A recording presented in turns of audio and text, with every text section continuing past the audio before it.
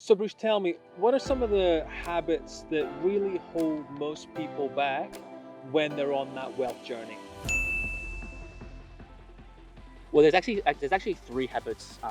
Number one is having negative associations with money or wealth, and I see this all the time with a lot of people. And it's most of the time just subconscious because we grew up in an environment where money could be considered bad, money could be considered evil. We grew up in an environment where most people have a scarcity mindset around money and wealth. Most people have a subconscious idea that maybe they don't deserve to be wealthy. The very first thing to do is to really get rid of these negative associations with money or wealth as soon as possible, because this is the one reason why I see a lot of people really affect their ability to create wealth for themselves.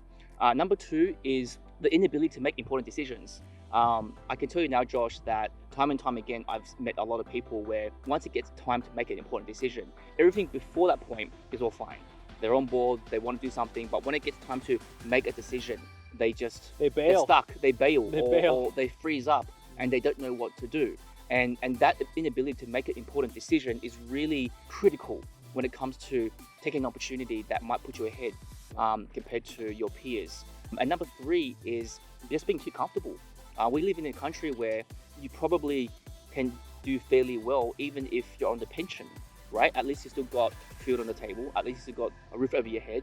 What I find is that a lot of people who go through some serious hardship in their lives are the ones that really end up becoming wealthy because they have a deep appreciation of how tough life can be sometimes. And this idea of being too comfortable also extends to someone who's on an average to high income. You could be earning $100,000 a year and be like, well, that's enough for me. How many times have you heard stories where someone's had gone through extreme hardship? They've gone through an extreme experience, and that experience has really gave them the appreciation Yeah. of wanting more, or really gave them the appreciation that they wanted to do more with their lives. I think that's probably something that I see a lot happen, especially in a first world country like Australia.